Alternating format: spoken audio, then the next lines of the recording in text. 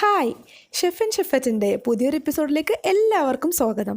ഇന്നത്തെ നമ്മുടെ special recipe soupy egg cheese മാഗിയാണ്. ഈ ഡിഷിനൊരു പ്രത്യേകതയുണ്ട്. ഈ ഡിഷാണ് ഞാൻ ആദ്യമായി കുക്ക് ചെയ്ത ഡിഷ്. അത് മുമ്പ് എനിക്ക് മാഗിയെ ഇഷ്ടമല്ലായിരുന്നു. പിന്നെ ഹോസ്റ്റലിലൊക്കെ പഠിക്കുമ്പോൾ നിവൃത്തികേട് കൊണ്ട് മാഗി കഴിച്ച് തുടങ്ങിയതാണ്. പിന്നെ അതിനെ എങ്ങനെ ടേസ്റ്റിയാക്കി എടുക്കാമെന്നൊക്കെ ആലോചിച്ച് ഓരോന്നൊക്കെ ചെയ്ത് നോക്കി. അങ്ങനെ ഫൈനലി ഇതെൻ്റെ സിഗ്നേച്ചർ ഡിഷായി വന്ന ഒരു ടൈപ്പ് ഓഫ് മാഗി ഡിഷാണിത്. സോ നിങ്ങളോട് ഞാനിത് ആദ്യമായി ഷെയർ ചെയ്യാൻ പോവാണ്. എല്ലാവരും ഇത് വീട്ടിൽ ട്രൈ ചെയ്ത് നോക്കണം. അതിനു മുമ്പായി നമ്മുടെ ചാനൽ സബ്സ്ക്രൈബ് ചെയ്യാത്ത ആരെങ്കിലും ഉണ്ടെങ്കിൽ നമ്മുടെ ചാനൽ സബ്സ്ക്രൈബ് ചെയ്യുക. നോട്ടിഫിക്കേഷൻസിനായി ബെൽ ഐക്കൺ ടാപ്പ് ചെയ്യുക. വീഡിയോസ് ലൈക്ക് ചെയ്യുക, ഷെയർ ചെയ്യുക. നിങ്ങളുടെ വിലയേറിയ അഭിപ്രായങ്ങൾ കമൻറ്റ് ബോക്സിൽ രേഖപ്പെടുത്തുക. വരൂ നമുക്ക് ഇൻഗ്രീഡിയൻസ് എന്തൊക്കെയാണെന്ന് നോക്കാം. മാഗി 2 ബ്ലോക്സ് എടുക്കാം. 2 എണ്ണത്തിന് 1 എഗ്ഗ്, കുരുമുളക് പൊടി 1 ടീസ്പൂൺ, ഉപ്പ് ആവശ്യത്തിന്, നാരങ്ങാ നീര് 1/4 നാരങ്ങയുടേത്, 1 ഉള്ളി പൊടിയായി അരിഞ്ഞത്, മാഗിയുടെ മസാല 2 സാഷേ, ഇഞ്ചി വെളുത്തുള്ളി പേസ്റ്റ് 2 കൂടി 1 ടീസ്പൂൺ, പച്ചമുളക് ചെറുതായി അരിഞ്ഞെടുത്തത് 3 എണ്ണം, പൊടിയായി അരിഞ്ഞ തക്കാളി 1 എണ്ണം, ഓയിൽ 2 ടേബിൾ സ്പൂൺ, മല്ലിയില പൊടിയായി അരിഞ്ഞത് 2 ടേബിൾ സ്പൂൺ, ചീസ് 1 സ്ലൈസ്, വെള്ളം 3.5 കപ്പ്.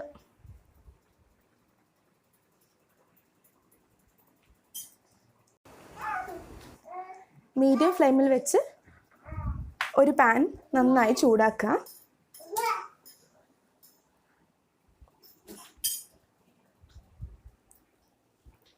പാൻ ചൂടായി വന്നിട്ടുണ്ട്.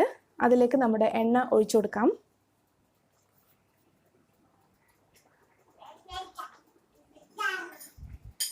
എണ്ണ നന്നായി ചൂടായി വരട്ടെ. എണ്ണ ചൂടായി കഴിഞ്ഞു. നമ്മൾ ഉള്ളി ആഡ് ചെയ്ത് കൊടുക്കാം. ഈ സമയത്ത് നിങ്ങൾ ഉപ്പ് ആഡ് ചെയ്യരുത്. പൊതുവേ ഉള്ളി മൊരിയാൻ എല്ലാവരും നേരത്തെ ഉപ്പ് ആഡ് ചെയ്യാറുണ്ട്. നമുക്ക് ഉള്ളി മൊരിയണ്ട, ജസ്റ്റ് ഒരു ട്രാൻസ്പാരൻറ്റ് നിറത്തിൽ ആയി വന്നാൽ മതി. അതിൻ്റെ ആ കളറ് പോയി ഒരു ഗ്ലാസ് പോലെ ആവില്ലേ, ആ ഒരു രൂപം മതി. അങ്ങനെ ആയി വരുന്നുണ്ട്. ആ പാകം എത്തുമ്പോൾ നമ്മൾ അരിഞ്ഞു വെച്ചിരിക്കുന്ന തക്കാളി എടുത്തിട്ട് കൊടുത്ത് ഒന്ന് ഇളക്കി കൊടുക്കാം. ഈ തക്കാളിയുടെ ഒപ്പം തന്നെ പച്ചമുളകും ഇട്ട് കൊടുക്കാം. ഇതൊക്കെ നന്നായി വെന്തുടയണം. നമ്മൾ മാഗി കഴിക്കുമ്പോൾ ഈ പീസസ് ഒന്നും ഇങ്ങനെ വായിൽ കടിക്കാൻ കിട്ടരുത്. കുറച്ച് ഉപ്പ് ഇട്ട് കൊടുക്കാം. ഉപ്പ് ഇപ്പോൾ കുറച്ചിട്ട് കൊടുത്താൽ മതി. ശേഷം നമുക്ക് നോക്കിയിട്ട് ആവശ്യമുണ്ടെങ്കിൽ വീണ്ടും ഇട്ട് കൊടുക്കാം. മാഗിയുടെ മസാലയൊക്കെ ഇനി നമ്മൾ ആഡ് ചെയ്യുമ്പോൾ അതിനകത്തൊക്കെ ഉപ്പുണ്ടാവും. അതുകൊണ്ടാണ്. ഇനി നമുക്ക് അടച്ചു വെച്ച് ഒന്ന് വേവിച്ചെടുക്കാം. ഇതപ്പോൾ തക്കാളിയൊക്കെ നന്നായി അലിഞ്ഞ് ചേരാൻ തുടങ്ങിയിട്ടുണ്ട്. ഒന്ന് ഇളക്കി കൊടുക്കാം. അതിലേക്ക് നമ്മുടെ മല്ലിയില ഇട്ട് കൊടുക്കാം.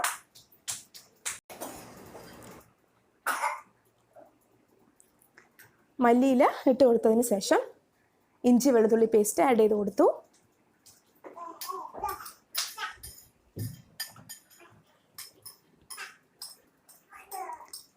കുരുമുളക് പൊടിയും നമുക്ക് ആഡ് ചെയ്ത് കൊടുക്കാം. നിങ്ങളുടെ പച്ചമുളകിൻ്റെ എരിവ് അനുസരിച്ച് നിങ്ങൾ കുരുമുളക് പൊടിയൊക്കെ ആഡ് ചെയ്താൽ മതി. ഇവിടെ അധികം എരിവൊന്നും ഇല്ല, അതുകൊണ്ടാണ് കുരുമുളക് പൊടി ഇട്ടത്. കുരുമുളക് പൊടിയൊക്കെ ഓപ്ഷണലാണ്, എങ്കിലും അതിൻ്റെ മണത്തിനൊക്കെ ഒരു പ്രത്യേക ടേസ്റ്റ് ഉണ്ടാവും.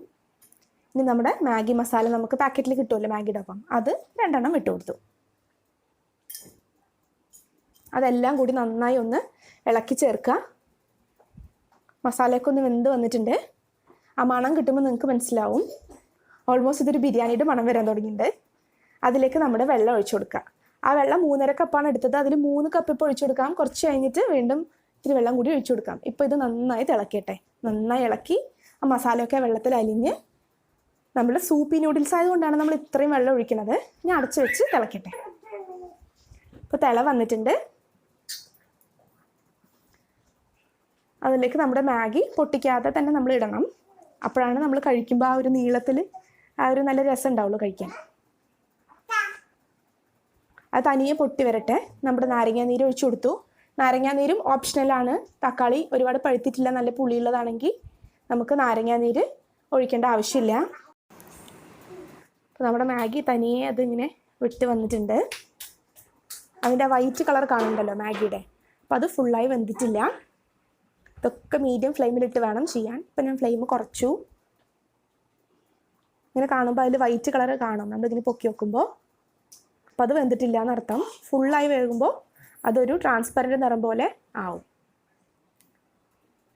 കുറച്ച് ബാക്കിയുള്ള വെള്ളം കൂടി ഞാൻ ഒഴിച്ചു കൊടുത്തു. അത് കുറച്ചും കൂടി കുറുകിയിട്ടുണ്ട്. അതുകൊണ്ടാണ് എനിക്ക് കുറച്ചും കൂടി സൂപ്പി ആയിട്ടാണ് ഇഷ്ടം. നിങ്ങളുടെ ആവശ്യം പോലെ നിങ്ങളുടെ വെള്ളം കുറയ്ക്കുക കൂട്ടുകയൊക്കെ ചെയ്യാം.